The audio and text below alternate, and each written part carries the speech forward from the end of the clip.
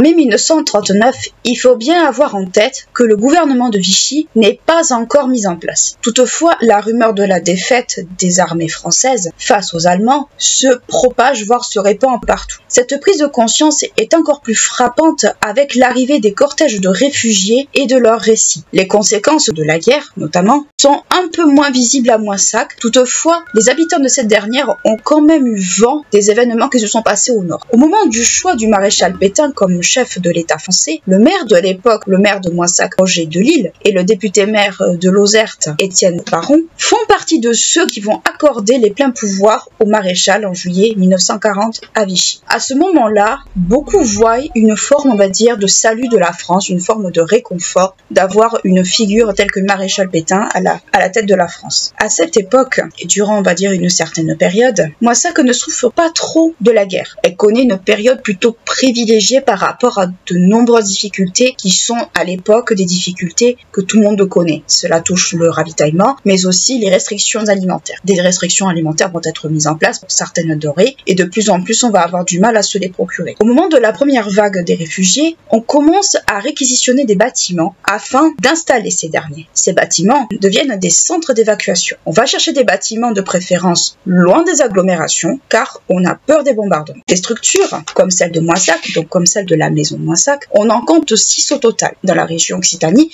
et un petit peu au-delà. En février 1940, on compte une trentaine de jeunes Allemands, de Sarrois, d'Autrichiens, non internés dans les camps qui vivent dans le Tarn-et-Garonne. Donc, qu'est-ce qu'il faut comprendre, c'est que à une certaine époque, avec toute cette vague de réfugiés qui vient, c'est que beaucoup vont se retrouver internés dans des camps. Ça, il va y avoir Rivesaltes, il va y avoir Agde, il va y avoir Noué, il va y avoir le Verdier, il va y en avoir beaucoup dans la région. Et toutes ces structures vont accueillir des réfugiés et bien souvent, on va trouver des jeunes à l'intérieur de ces réfugiés. Ces derniers, donc ces jeunes, sont probablement venus dès les années 30 quand le nazisme s'est installé en Allemagne et dans d'autres pays. Par ailleurs, une dizaine d'entre eux, donc une dizaine de ces jeunes, vivent à la maison de Moissac. Au moment de la défaite française, donc au moment on va dire de 1909, on parle très peu des Juifs de Moissac, car ils se mélangent parmi les réfugiés. Je fais cette parenthèse sur les Juifs parce que ça va vous aider à comprendre un peu mes travaux. J'ai travaillé principalement sur la question juive, justement pendant la Seconde Guerre mondiale, et aussi sur la maison de Moissac. Donc ne vous étonnez pas, j'aurais dû faire cet aparté au début, s'il y a une corrélation entre les deux. Donc je fais cette parenthèse, mais sachez-le quand même. En 1941, ces derniers commencent à être de plus en plus visibles et de plus en plus nombreux. Cela est probablement dû à la publication de nombreux décrets l'année précédente et même en 41, il y en a quelques-uns. Ces décrets sont à l'encontre des Juifs.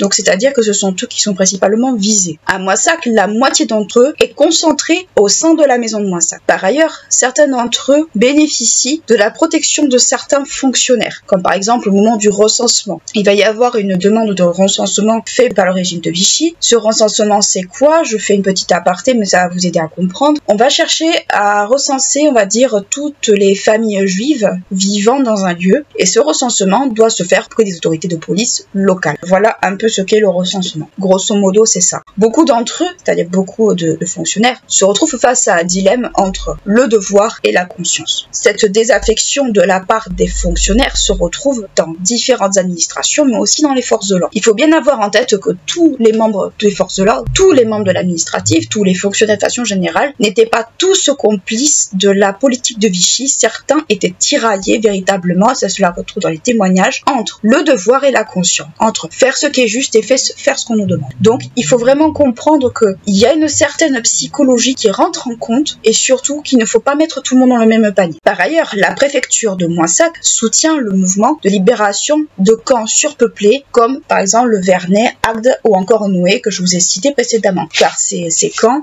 sont extrêmement chargés car beaucoup de gens viennent de partout. L'hostilité envers les Juifs n'est pas une chose qui va de soi à cette époque-là. En effet, ce sont bien avant eux, les Espagnols et les Italiens, qui attissent la méfiance de la population locale, de la population de Moissac. La chose qui est assez paradoxale, si on doit un petit peu pousser l'analyse plus loin, est qu'il n'y a aucune critique, par contre, à l'encontre des Allemands qui vivent Moissac depuis bien avant la guerre. Donc on peut se demander s'il n'y a pas deux poids, deux mesures dans cette critique. Est-ce que c'est par peur de dénonciation? Allez donc savoir pourquoi il n'y a pas de critique formulée à l'encontre des Allemands, mais on s'est défoulé beaucoup plus sur les Italiens, les Espagnols et après les Juifs. Ça, on ne peut que d'émettre des suppositions. Avec le contexte de la guerre, pour les Juifs, le risque de dénonciation est très important. Cela entraîne une forme d'isolement, voire de rejet de ces communautés. Par ailleurs, beaucoup d'accusations sont proférées à leur encontre. Parmi elles, on va retrouver, et le plus souvent, c'est une participation au marché noir. Cette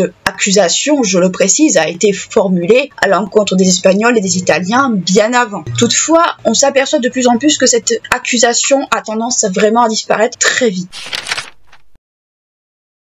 Au moment de la création de la Maison des Enfants de Moissac, un mouvement scout se distingue en contribuant très majoritairement à sa création. Ce sont les IEF, Éclaireurs Israélites de France. Je précise ça parce que je vais dire IEF durant tout l'épisode. Ce mouvement scout a été créé en 1923. Il est reconnu comme faisant partie d'une des 6 associations fondatrices du scoutisme français. Donc c'est une association importante. Ce mouvement est dirigé par Robert Gamzo, tête de proue par excellence des IEF et qui va, on va dire, avoir une certaine vision, on va dire, de l'éducation. Pour Gamzo, l'éducation des jeunes doit passer également par le travail manuel et non pas seulement par le travail intellectuel. Pour lui, il y a trop d'intellectuels dans les communautés juives et pas assez de manuels. Avec la création de la Maison de Moissac, je fais une petite parenthèse, mais ça vous montre un petit peu le rôle que l'idée a pu jouer et a fait germer, c'est qu'il faut un peu du moitié-moitié. Il faut peut-être plus de manuel que de cérébral, surtout dans un contexte pareil. Donc, la Maison de Moissac va petit à petit former de plus en plus de jeunes au travail manuel, avec certainement l'impulsion de cette idée qu'il faut plus de gens manuels que de gens, on va dire, cérébrales. Donc, je ferme cette parenthèse, mais c'est pour vous montrer que Gamzo a bien donné sa pierre à l'édifice là-dedans, et très certainement son idée a contribué au fonctionnement de la Maison de Moissac. C'est une hypothèse que je formule, mais au fil de mes lectures, je m'en suis plus ou moins assez fortement aperçu. Parenthèse fermée. Durant la période de la guerre, de nombreux membres des IEF trouvent refuge à Moissac. Ils en font leur quartier général par la suite. Le mouvement scout des IEF transforme petit à petit en un vaste réseau de résistance et de sauvetage d'enfants juifs. Et sauvetage notamment par rapport au camp d'internement. Dans cette structure, ce sont principalement des bénévoles, ce ne sont pas des professions. Dans cette organisation, les chefs et les cheftaines, les garçons et les filles, ne sont donc pas des professionnels. C'est ce que je viens de vous dire. Les financements des IEF proviennent du comité d'aide aux réfugiés et de l'État pour l'aide aux réfugiés. Ces différentes aides se rapprochent du secrétariat général des IEF afin que les enfants soient éloignés le plus possible des grandes villes. Ces enfants dirigés vers Moissac ne sont pas véritablement des scouts. En effet, les enfants juifs étrangers sont issus la plupart du temps de milieux très modestes, même si on va s'apercevoir qu'il y a des enfants qui viennent de tous horizons sociaux. Face à cela, les chefs et les cheftaines mettent en place une organisation par rapport à une haine qui est la haine du juif, cette haine qui devient une haine politique, voire une haine presque étatique. Ils vont mettre en place toute une sorte d'organisation afin de pallier ça autant que possible. Ces derniers connaissent d'ailleurs une certaine sérénité jusqu'en 1942. En effet, les rafles et les persécutions y mettent fin de façon, on va dire, quasi définitive. Et ces rafles, ces persécutions entraînent des vents de panique tant dans les communautés juives que dans les réseaux qu'ils protègent. Ces réseaux se dirigent petit à petit vers la clandestinité, mais aussi ces événements les poussent à accélérer de plus en plus leurs activités. Par ailleurs, ces rafles sont vus et perçus comme un véritable choc au sein de la population. Et je ne parle pas des communautés juives, je parle de la population de façon générale. Imaginez la scène, comme on pourrait le voir dans un film, de familles qu'on extirpe de leur appartement, de leur maison. Ceux qui les extirpent, ce sont des policiers, ce sont des forces de l'ordre, quelles qu'elles soient, français et allemands, Gestapo, compagnie. On leur demande de sortir, on leur demande de laisser leurs biens, on leur demande de tout laisser, pour ensuite les amener on ne sait où. On le saura plus tard que c'est vers soit les camps de la mort, soit ailleurs, mais qu'on parque comme du bétail, qu'on traite comme des animaux et pas comme des êtres humains. Imaginez un peu ce genre de scène à une époque, dans un contexte déjà très oppressant, dans une époque d'insécurité, et surtout, ce que vous voyez à peu près dans les films de guerre sur cette époque-là, c'est globalement ce qui s'est plus ou moins passé. Donc Il faut bien comprendre que c'est pas un contexte très serein pour personne. Concernant les IEF, on assiste à une centralisation des fonctionnalités à Moissac. On envoie tout à Moissac. Le secrétariat général parisien, Moissac. On s'embête plus en fait à tout laisser en haut. On descend tout vers la zone sud. À Moissac, les IEF participent à l'administration de la maison des enfants avec l'aide des chefs et des cheftaines scouts. Certains participent aux règles de vie de la structure. Les méthodes d'éducation des enfants, les méthodes d'éducation scout de façon générale, dans le refuge de Moissac et dans, on va dire, le milieu religieux de façon générale, du moins de l'époque, dans ce contexte-là, doivent se faire dans une semi-clandestinité. Cela traduit cette semi-clandestinité, un sentiment d'insécurité bien présent, voire permanent. Ils s'associent, donc les IEF, également au scoutisme catholique et protestant. Et cette association entre catholiques, protestants et juifs montre une forme de solidarité envers toutes ces croyances monothéistes qui veulent combattre justement cette violence, ce contexte violent qu'est celui de cette guerre. Et surtout qu'on s'en prend à des civils innocents. À côté du soutien des autres croyances, ils ont également le soutien de chefs locaux. Et ça va être surtout, ça va être la préfecture, ça va être la municipalité, ça va être tout ce qui est de l'ordre, on va dire, des représentants de la loi locale, si on peut dire ça comme ça. Pendant un temps, le mouvement des IES s'associe à la politique de Vichy, car ils sont également visés par les mesures antisémites qui sont prises au début de la guerre. Le but est probablement de surveiller, voire de limiter les décisions prises à l'encontre des Juifs. Et ça va être de limiter surtout l'impact autant que possible. Alors, j'entends des hurons qui vont se produire. Comment ça se fait qu'ils se soient associés à Vichy? On va voir pourquoi ils se sont associés à Vichy. En particulier, ils vont retourner à un certain principe de Vichy contre lui-même, si je peux dire ça comme ça. On va le voir juste après. Les IEF respectent également leurs devoirs en tant qu'organisation, mais aussi ils essaient de sauver l'héritage juif. Ils ont une double mission sur leurs épaules. Ce mouvement rassemble des juifs venant tous horizons, donc milieu pauvre, milieu modeste, milieu riche, étranger, peu importe, tout le monde, on va dire, peut faire partie du mouvement. Grâce à cela, on en profite pour mettre en place des dispositifs pour préparer à la lutte contre l'antisémitisme étatique, qui est le régime de Vichy et l'occupation, mais aussi envisager l'après-guerre, c'est-à-dire comment nous allons nous remettre du traumatisme de cette guerre, comment nous allons, on va dire, essayer de mettre des mots, mettre des notions, expliquer aux générations futures ou aux générations, on va dire, présentes, ce qui s'est passé. Et ça on peut le dire, ce sera pas quelque chose de très facile. Durant la guerre, les IEF sauvent des vies et ils apprennent à ces juifs, à ces jeunes juifs qu'ils récupèrent, qu'ils sauvent, à survivre par eux-mêmes, d'une certaine façon. En 1939, les IEF s'occupent principalement de l'évacuation des jeunes juifs des villes menacées. Des villes menacées, on l'entend bien par les bombardements. Les chefs scouts planifient, par exemple, l'évacuation des jeunes éclaireurs juifs de la région parisienne, mais aussi d'Alsace et de Lorraine. Donc Paris parce que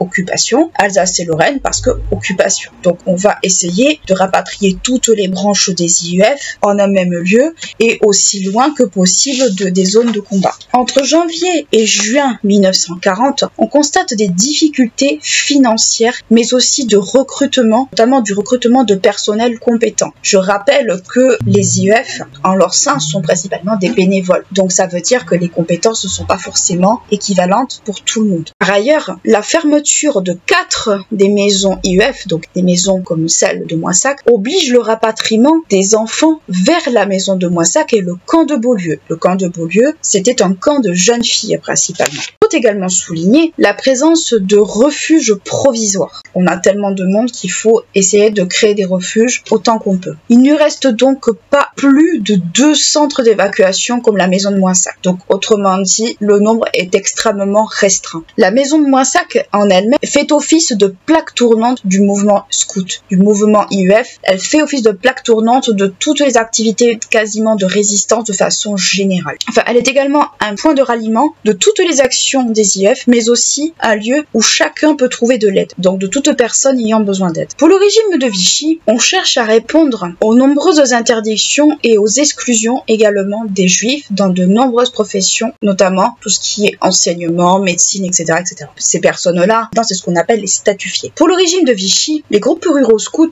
mettent en œuvre sa politique en faveur de l'orientation professionnelle des jeunes et du retour à la terre. Et là, c'est exactement ce que je vous disais tout à l'heure. Le mouvement scout a adhéré à la politique de Vichy, avec différents buts. Le coup de orienter les jeunes vers certaines professions, et avec cette histoire de retour à la terre, ils vont se dire tout simplement, tiens, puisqu'on nous prône le retour à la terre, puisqu'on veut créer un centre de formation, la maison de Voissac va devenir un centre de formation, et on va plus ou moins faire croire, même si c'est vraiment aussi un centre de formation à proprement parler, mais de formation différente, on va faire croire qu'on va exactement faire ce que le régime nous demande, c'est-à-dire prôner un retour à la terre, aux valeurs, on va dire, traditionnelles et tout ça. On va dire, faire en sorte que la façade soit tellement lisse qu'on n'ait rien à nous dire. Donc en fait, ce qu'ils vont faire, c'est détourner les préceptes prônés par Vichy à leur avantage. C'est ça aussi pourquoi il y a eu une forme d'association à la politique de Vichy. C'est détourner leurs arguments à leur avantage. Mais aussi leur permettre d'avoir une bonne couverture pour être tranquille, du moins pour être assez éloigné, assez, je vais dire, safe pendant quelques temps. Puisque la maison de Moissac devient un centre de formation professionnelle, elle bénéficie donc des subventions gouvernementales. Le mouvement IEF rassemble, organise et éduque toute la jeunesse juive ayant adhéré au scoutisme ou pas. Que vous soyez scout ou pas scout, peu importe, vous avez droit à la même éducation. Pour pallier au manque de cadres pour l'organisation des activités des IEF, on cherche à mettre en place une planification assez rigoureuse. Et ça se retrouve notamment au sein de la maison de Moissac. On engage des hommes et des femmes, comme je vous l'ai dit, probablement des statufiés, notamment pour l'éducation. Tout au long de cette période, le maître mot, c'est improvisation. Une adaptation constante, nouvelle et de tout temps. Toutes les équipes doivent s'adapter aux évolutions du contexte et de ce qui se passe. En juillet 1943, il est mis en place un centre de formation Montserval pour former les futurs cadres. Donc ça, c'est autre chose. C'est notamment en fait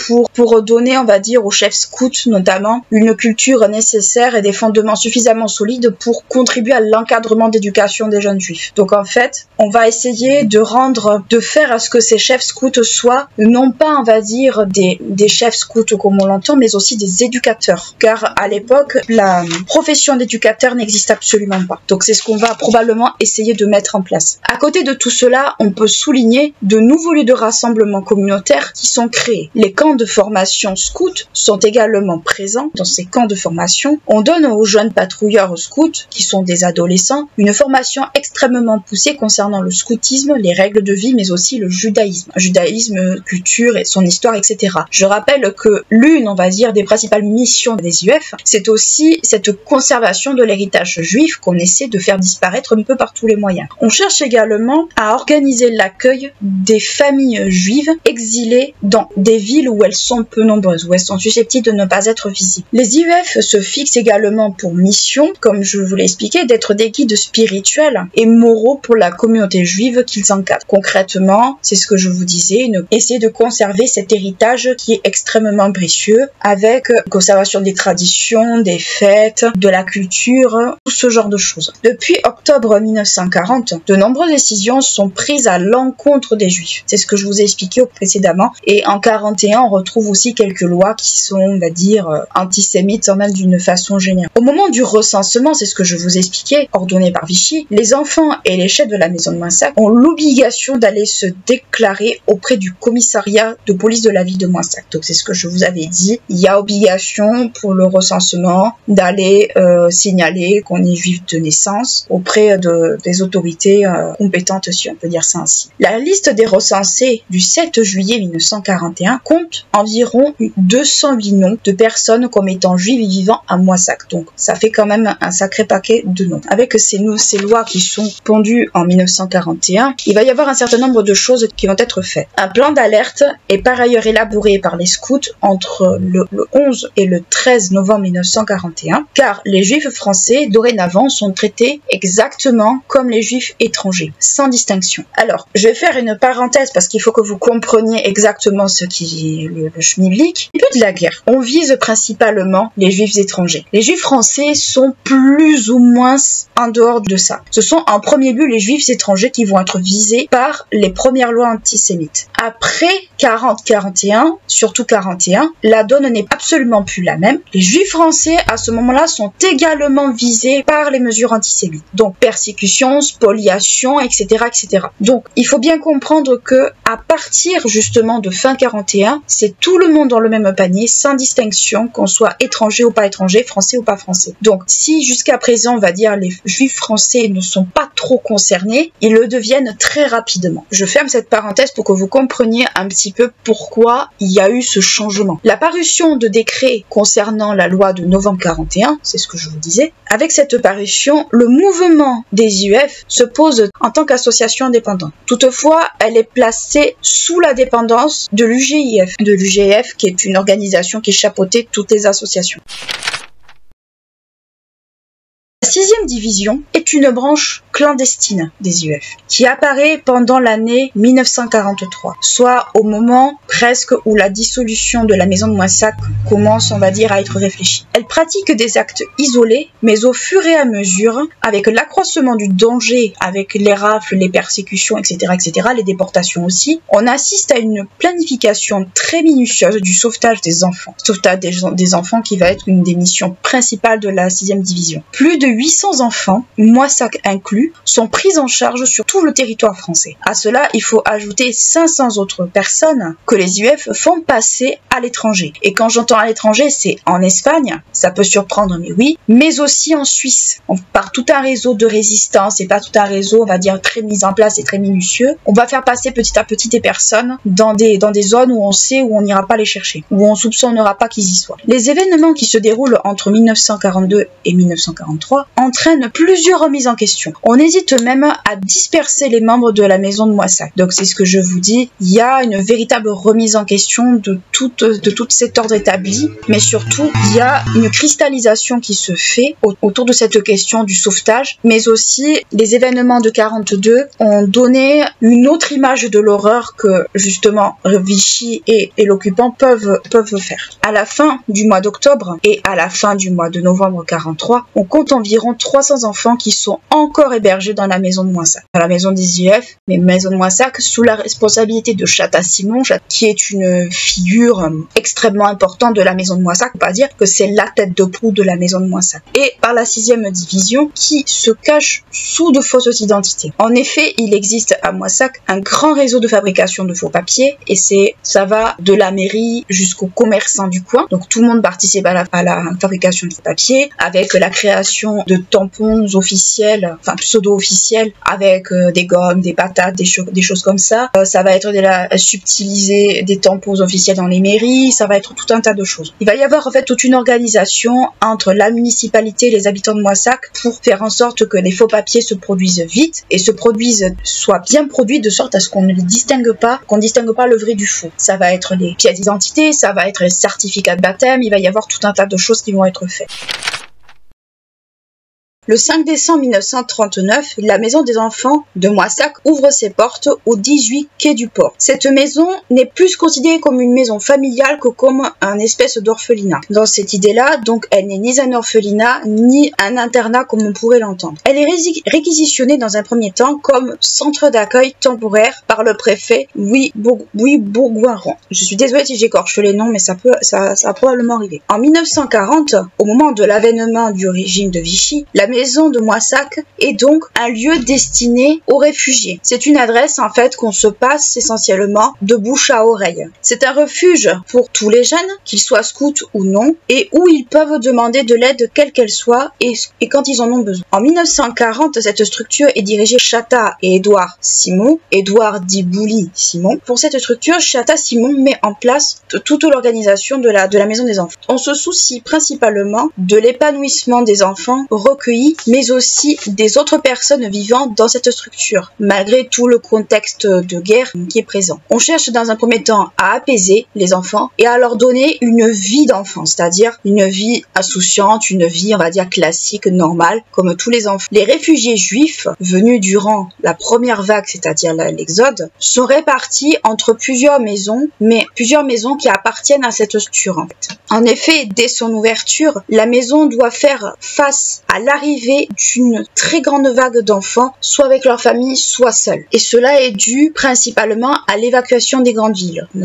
Beaucoup de personnes, avec l'annonce des bombardements, vont décider de se mettre sur les routes et donc vont arriver par vagues de réfugiés assez massives. Les personnes recueillies à Moissac ont parfaitement conscience de la haine des Juifs. Donc ces personnes qui arrivent à Moissac, donc juifs ou pas, ont parfaitement conscience que les Juifs sont, on va dire, dans le collimateur de beaucoup de gens et donc il faut faire très attention avec ça. Les enfants connaissent également la traque, l'exil, mais aussi les arrestations et les déportations. Ils sont, au même titre que les adultes, victimes de ce genre de choses. Les parents de certains enfants sont assassinés et c'est pareil des fois pour toute une fratrie. C'est-à-dire que les enfants qui sont recueillis à Moissac ont déjà vu des choses que beaucoup d'enfants normaux ne devraient pas voir. Certains sont internés dans des camps, donc certains enfants sont internés dans des camps d'internement. Vous en aviez à Rivesaltes, vous en avez, et oui, Rivesaltes a été un camp d'internement pendant la Seconde Guerre mondiale, et pas seulement quand les pieds noirs sont revenus d'Algérie, ça a aussi fait partie de ces camps d'internement pendant la Seconde Guerre. Vous en aviez au Vernet, vous en aviez à Agde, vous en aviez à Noé, vous en aviez un peu partout. C'était des camps où les conditions de vie étaient absolument atroces. Les enfants dans ces camps-là, justement, connaissent des conditions de vie très dures, la malnutrition, la maladie, et dans ces maladies-là, ce sont principalement le typhus. Le typhus, pour ceux qui se demandent comment en fait ça se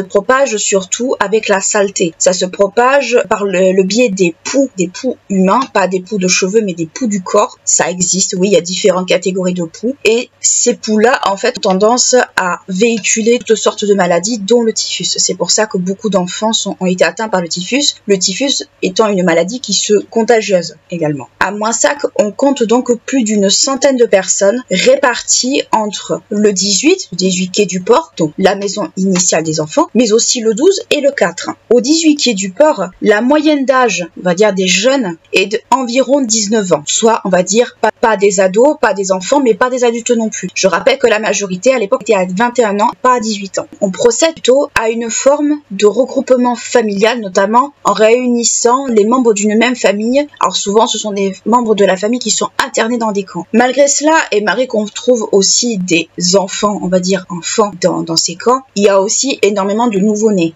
On trouve des nouveau-nés qui malheureusement meurent à cause de la faim. Donc cela, concrètement, donne une idée à peu près des conditions de vie dans les camps, entre malnutrition, maladie, présence de bébés, donc on va dire probablement avec ou sans les parents, et la faim aussi, tout un tas de choses font que ça donne des conditions extrêmement compliquées, extrêmement dures pour les jeunes et pour leurs parents qui sont internés dans ces structures-là. Dans la maison des enfants, on essaie de rassembler les familles, notamment en organisant des formes de sauvetage pour les enfants internés dans les camps, c'est-à-dire parents ou peu importe présents à la maison des enfants, on va essayer de faire en sorte que tout le monde soit réuni et pas les uns d'un côté, les autres de l'autre. La maison de Moissac prend la forme d'un centre de formation également dans les métiers agricoles et de la terre. J'explique un petit peu le fonctionnement parce que le fonctionnement est quand même très très très ingénieux. Dans un premier temps, la structure se veut dans la même lignée que la volonté du régime de Vichy. Je m'explique. Le régime de Vichy a prôné dès son entrée, on va dire dès sa mise en place, le retour à la terre, le retour aux valeurs agricoles, aux valeurs familiales, tout un tas de choses en fait, on va dire patriotiques. Et donc, ce qu'a fait ceux qui se sont organisés à la maison des enfants, ils se sont dit, puisque le régime veut affirmer cette politique, pourquoi nous, on n'en profiterait pas pour tourner cette décision à notre avantage. Ce qui va surtout permettre au couple Simon, avec cette politique, c'est de pouvoir protéger les jeunes qu'ils hébergent sous la couverture d'un centre de formation. Donc, c'est un centre de formation au premier abord, mais c'est plus un lieu où les jeunes peuvent être hébergés de sorte à être en sécurité. En 1941, la maison de Moissac est ensuite renommée plutôt le centre Maurice et Daniel Feg. Le but est aussi de donner, de toute cette idée, le centre de formation, de former un métier, tout ça, et de donner un travail aux jeunes pour que ces derniers puissent s'intégrer plus facilement. Au total, la maison de Moissac accueille plus plus de 500 personnes entre 1940 et 1944, malgré la dissolution de la maison en 1943. Durant cette période, il va y avoir une rotation des pensionnaires. Ce ne sera pas toujours les mêmes. Rotation qui peut être de quelques semaines à plusieurs mois ou à quelques années, ça va dépendre. Les financements de la maison viennent de plusieurs entités. Il va y avoir le consistoire, l'Union OSE, le JOND, des subventions scouts, donc avec l'IUF et tous les autres qu'on a vu dans l'épisode précédent, des subventions du Baron Rothschild, ça peut surprendre mais oui, et du comité d'aide aux réfugiés. Jusqu'en 1942, une allocation est même donnée par l'OSE. À cela, il faut ajouter allocation, subvention coordonnée par des mouvements scouts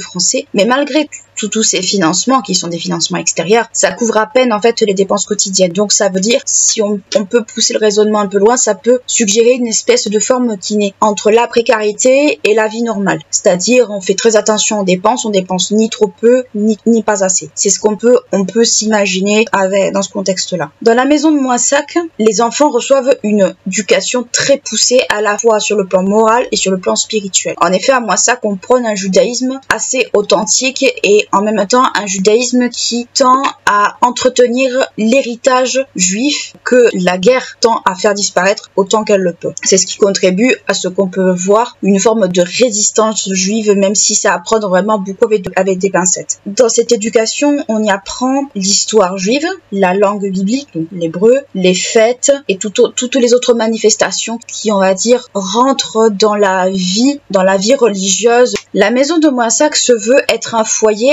intellectuel juif en plus d'être un foyer spirituel et moral. À côté de cela, de nombreux travaux en atelier, dont des travaux manuels, sont réalisés par les enfants, mais pour un usage interne. Donc on va dire ils sont dans l'autosuffisance. Concrètement, tout ce qui est produit dans ces structures est avisé à être exploité par la maison de Moissac et par les établissements qu'elle gère. Donc c'est vraiment de l'autosuffisance. Et cette autosuffisance va être assez mal perçue à Moissac pour des raisons de suspicion, de jalousie. Il doit y avoir tout un tas de choses comme ça. Donc par rapport à justement ces ateliers, on va dire, ces ateliers de confection, de réalisation qui sont internes, de nombreux jeunes juifs sont en apprentissage chez des artisans de Moissac. Il y a des artisans de Moissac qui vont prendre en charge des jeunes apprentis afin de les former à un métier. Cette politique d'ailleurs, et je le souligne parce que c'est très important, cette politique du retour au manuel est poussée par Gamzon. Gamzon, souvenez-vous, dans l'épisode précédent, c'est la tête de proue de l'IUF, trouvé qu'il y avait trop d'intellectuels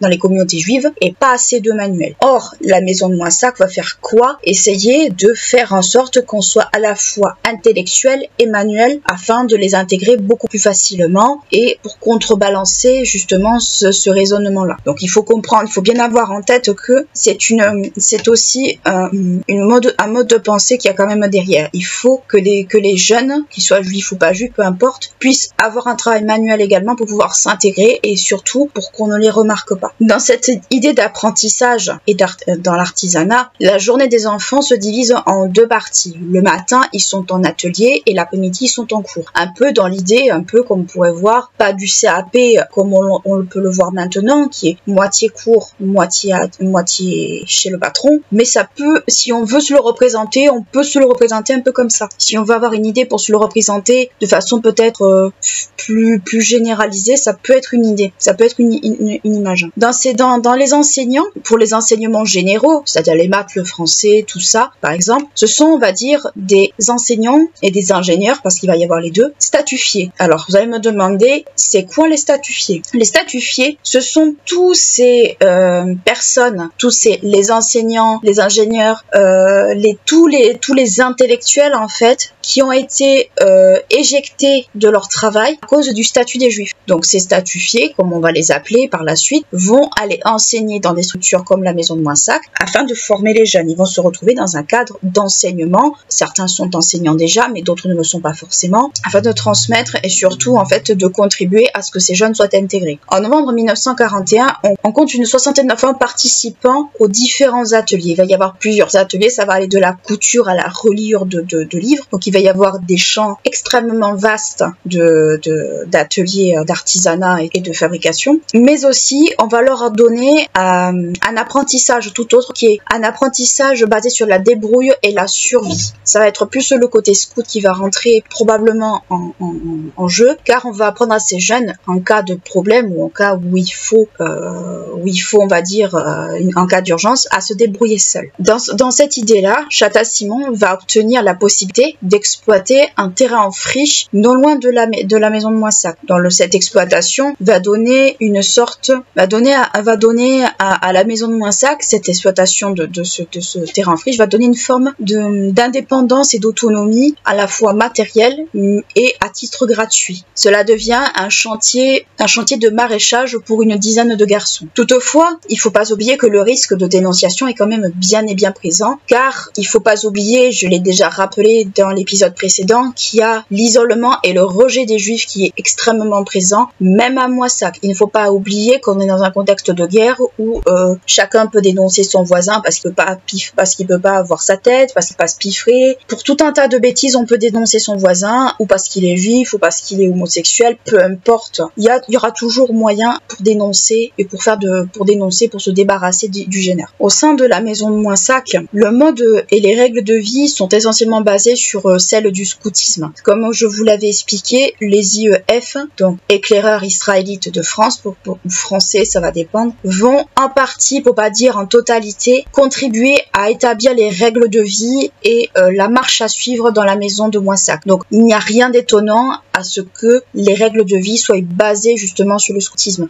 Que les enfants soient scouts ou pas, ça ne change rien, ils doivent tous se plier aux mêmes règles. Au sein de tout ce pôle enseignant, de tout, on va dire, cette formation au métier, quoi que ce soit, cela se fait pas, on va dire, sans difficulté. En effet, l'école est une difficulté pour certains enfants, car pour certains d'entre eux, ils n'ont pas forcément les connaissances ou appris la langue, je vais pas dire appris la langue, mais ils n'ont pas forcément, on va dire, les connaissances, l'apprentissage avant d'arriver à la maison de Moissac n'est pas fait de façon égale d'une famille à l'autre. Il faut bien comprendre qu'à cette époque-là, il n'y a pas de métier d'éducateur comme on peut l'entendre à proprement parler. Ça n'existe pas. Le métier d'éducateur, d'éducatrice, ça n'existe absolument pas. Il ne faut pas oublier que ce soit, et là c'est encore le cas, il ne faut pas oublier que bien souvent, ceux qui vont donner des cours à ces enfants ne sont pas forcément des professeurs aguerris, des professeurs de formation. En effet, on peut souligner par exemple, et c'est le cas par exemple pour ceux qui ont un doute là-dessus, on peut souligner la présence de quelques de quelques bénévoles, donc de quelques bénévoles, parle aussi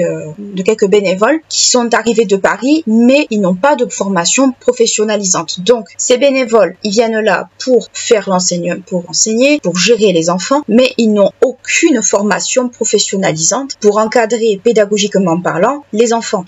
D'ailleurs, ces bénévoles ont quasiment, pour certains d'entre eux, le même âge que les enfants qu'ils gèrent, et beaucoup n'excèdent pas les 20 ans. Donc, au moment des rafles de l'été 1942, et ça va jusqu'en 1943, donc vous avez des rafles du Veldiv jusqu'en 43, parce que ça va être par épisode à ce moment-là. À partir de ces rafles, la maison de Moissac va en subir quelques-unes de la part des forces de l'ordre. Elle ne sera pas à l'abri, malheureusement, de ces rafles. Il va y avoir des arrestations, d'autres fois pas. Ça va être très aléatoire. Mais chaque fois que cela se produit, Chata Simon est prévenue par un réseau d'indicateurs qu'elle a au sein, on va dire, des forces de l'ordre ou d'ailleurs, de certaines descentes de police qui aboutissent certaines fois à des arrestations, d'autres pas. À la maison des enfants, les enfants restent peu de temps au sein de la structure. Ça va de quelques semaines, comme je disais, à quelques années. Les filles et les garçons sont âgés entre 2 et 18 ans. On a vu que c'était aux environs de 19, mais on peut supposer que ça pouvait être dans ces tranches.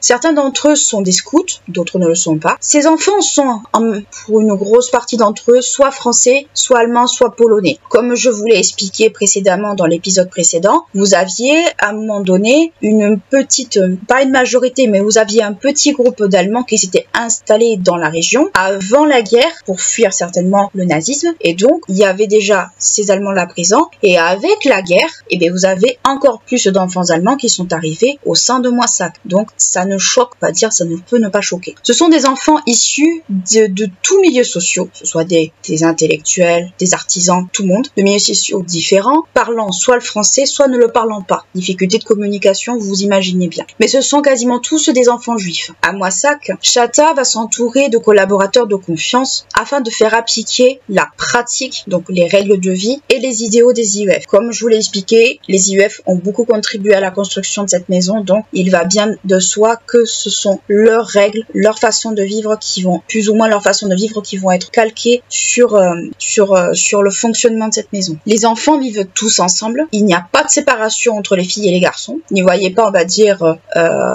n'y voyez pas maladroitement une tentative de faire venir la mixité. C'était probablement pour des questions pratiques qu'ils faisaient ça. Pour Châtel-Simon, l'apprentissage du français peut sauver les enfants au moment du changement d'identité, car oui, ces enfants vont devoir changer d'identité avec de faux papiers, mais on va toutefois faire en sorte qu'ils n'oublient pas leur identité juive. Les offices religieux se font souvent en français. Les enfants ayant grandi dans des familles traditionnelles ont grandi principalement avec l'hébreu et les textes en hébreu. Toutefois, on remarque qu'il y a une forme, on va dire, d'accord tacite, malgré tout, on va dire, cette bienveillance, ce côté, on veut faire en sorte que tout soit normal. Il y a quand même un malaise latent qui est derrière, à savoir que personne ne parle des événements qui se produisent à l'extérieur. On veut que les enfants aient une enfance normale, mais il y a quand même cette espèce de malaise, cette espèce de nuage noir autour, on va dire, de cette ambiance qui se veut joviale, familiale, tout ce que vous voulez. Et c'est ce malaise, en fait, ces non-dits, cette façon, on va dire, de procéder va se retrouver même encore après la guerre. En effet, on va constater dans les témoignages qui vont être donnés bien des années plus tard après la guerre que beaucoup à la maison ne parlaient absolument pas des événements qui se sont passés durant cette guerre, qu'on ne commençait à l'aborder que bien des années plus tard, et que il y a un vrai quand même traumatisme qui est présent, et déjà ce traumatisme est déjà présent dès cette époque. Donc c'est vrai que c'est quand même très délicat. Malgré cela, et il faut pas se leurrer, tout le monde sait ce qui se passe à l'extérieur. On n'en parle pas, mais on est courant. Les équipes des chefs de Moissac tentent de répondre à tous les besoins des enfants autant qu'ils le peuvent. Même si on fait, comme je vous l'ai dit, même si on fait en sorte que les enfants aient une vie normale, il y a quand même ce climat de peur qui n'est jamais très loin. On cherche aussi à placer les enfants sous de fausses identités, cela va de soi, notamment dans des institutions ou bien dans des familles chrétiennes. On va, si vous préférez, avec le changement d'identité et avec, on va dire, le changement de lieu de naissance, de nom de famille et tout ça, et le placement de ces enfants, on cherche à éviter que ces enfants soient victimes des rafles et soient victimes de violences. Donc qu'est-ce qu'on fait? On gomme et on crée une page blanche. Ce sera pas facile pour ces enfants car il faudra qu'ils apprennent leur nouveau nom, leur nouveau lieu de naissance, qui sont leurs parents, s'ils sont orphelins ou pas. Il va y avoir, on va dire, tout un brevetage qui va devoir être fait derrière. Ces placements des enfants va se faire soit seuls, soit en groupe. Les fausses identités, les enfants, comme je vous l'expliquais, doivent s'y faire très rapidement. Et les ateliers de faux papiers tournent à plein régime à Moissac. Cela va se faire des fois dans les arrière-boutiques des arrière-boutiques des commerces, avec la complicité parfois d'employés de mairie. Il va y avoir tout un système qui va être mis en place. Et ces faux papiers sont destinés aux enfants, mais aussi à leurs familles. Toutefois, malgré tout ça, il ne faut pas oublier qu'en octobre 1943, on choisit de dissoudre la maison de Moissac.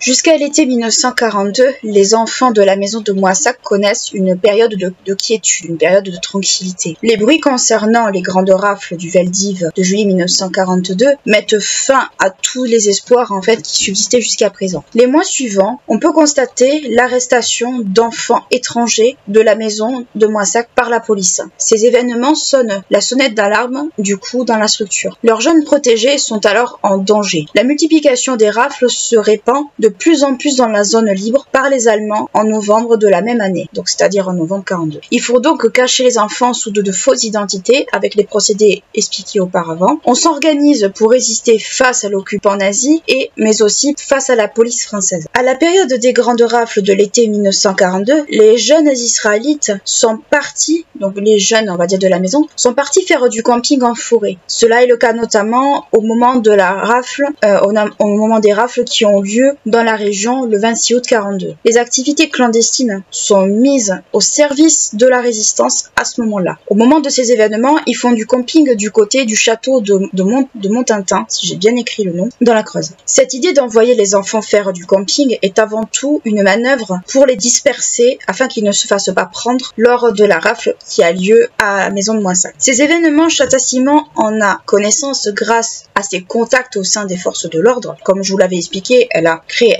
un grand réseau d'informations et d'informateurs pour se tenir au courant de ce qui se passe. Les rafles à Moissac ont lieu, mais elles ne sont pas très nombreuses toutefois.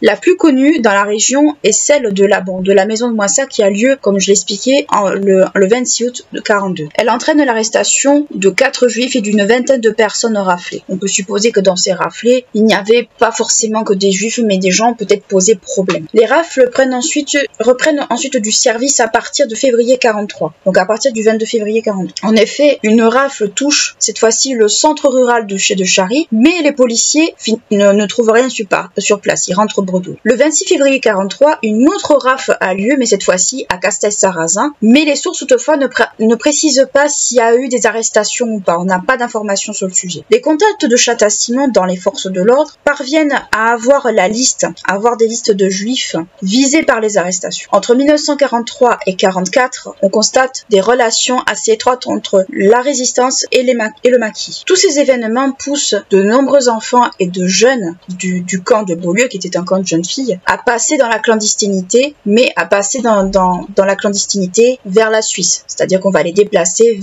de là où ils sont vers la Suisse. Pour cela, le préfet de Moissac leur fournit des papiers d'identité et des cartes alimentaires avec l'appui du maire et du secrétaire du maire. Donc, le 22 juillet 1943, on assiste à une rafle importante cette fois-ci. Parmi les forces de l'ordre, on trouve des policiers de la Gestapo. Au moment de cette rafle, plusieurs juifs sont arrêtés à différentes adresses de la ville. Donc, on peut supposer qu'ils ont été quand même renseignés. Les Allemands fouillent les logements et les hôtels. On assiste à des entreprises à ce moment-là de spoliation. Et la spoliation, c'est quoi? C'était la confiscation de biens, notamment de biens de valeur, qui allaient être soit revendus, enfin, tout un tas de choses. La spoliation, d'ailleurs, soit dit en passant, est toujours, on va dire, un problème à l'heure actuelle. Il y a énormément d'œuvres, de mobilier précieux et tout ce genre de choses qui demeurent disparues, même encore maintenant. On suppose que c'est gardé à droite ou à gauche, mais on n'a pas de preuves. Donc c'est quand même, à l'heure actuelle, encore une fois, une question problématique. Le changement de statut de la maison de Moissac permet toutefois de recevoir et de former les jeunes juifs étrangers menacés par la déportation. Le 15 mars 1942, une circulaire d'information donne le pied à l'étrier à la création à Moissac de 25 places supplémentaires pour les juifs non étrangers, donc on peut supposer des juifs français. La maison de Moissac accueille donc environ 125 enfants supplémentaires. Beaucoup d'entre eux viennent des camps d'internement, parce que je rappelle que dans les camps d'internement, il y a aussi des gosses, il y a aussi des enfants. Toutefois, cela montre que l'accueil de ces nouveaux venus reste quand même extrêmement constant. Quand la maison des enfants de Moissac est dissoute en 1943, une nouvelle organisation est mise en place. C'est ce qu'on va appeler le planking. Le planking. Le planking, c'est quoi? C'est une organisation qui se caractérise par une forme de clandestinité. Donc, à partir de 1943, la maison est dissoute, on bascule dans la clandestinité pour des questions surtout de sécurité. Ce changement, la dissolution de la maison, ce changement, on va dire, de politique, on va dire de stratégie, est connu des préfectures. Le préfet, donc préfet de Moissac, apporte une aide non négligeable à cette action. Donc, comme je vous l'ai expliqué dans l'épisode précédent, dans l'épisode précédent et dans celui-là, complicité de membres des autorités locales. Lors d'une rafle, les gendarmes de Moissac arrêtent 4 personnes, principalement des juifs étrangers. Des juifs étrangers qui n'ont finalement pas, on va dire, qui ne sont pas de la maison de Moissac. Les décisions prises envers les juifs étrangers concernent surtout ceux qui sont venus en France après 1936. Donc, autrement dit, après 1936, donc avant la guerre. Pour protéger les enfants, qu'est-ce qu'on va mettre en place? On n'hésite pas à multiplier les planques, donc ça veut dire les caches, notamment dans les établissements religieux. Donc on va cacher des enfants dans des établissements religieux.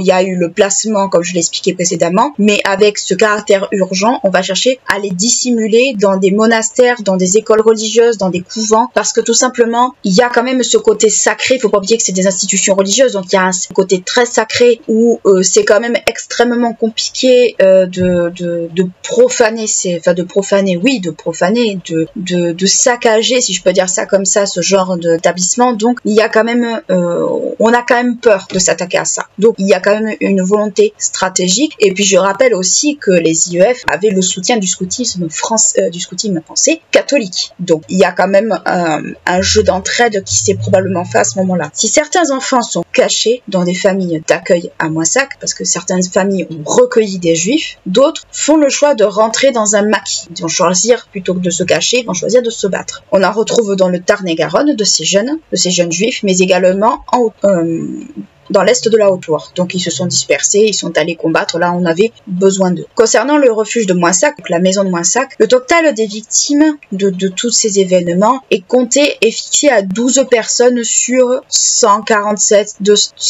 sur 247, 250, enfin ça va dépendre un peu, j'ai l'impression que c'est pas très clair à ce niveau-là. C'est de ces personnes qui sont soit en résidence surveillée, soit recensées dans les archives. On va aller chercher quand même très très bien pour savoir, pour localiser ces gens. Pour les jeunes éclaireurs et les chefs scouts, la période du planking est une période assez particulière. La décision définitive, enfin la dissolution définitive de la maison de Moissac amène justement ces chefs à former un service spécial d'assistance, cacher les enfants le plus possible. En novembre 43, le danger est tellement grand que les responsables votent, comme j'expliquais, la dissolution de la maison. Donc j'insiste très lourdement là-dessus, je suis désolée si ça va vous paraître très redondant cette partie, mais j'insiste très lourdement là-dessus parce que cette dissolution va enclencher, va mettre à une forme de réorganisation du système, on va dire à la fois de résistance d'une certaine façon, mais aussi de sauvetage. On va tout réorganiser dans la plus grande clandestinité parce qu'on n'a pas le choix.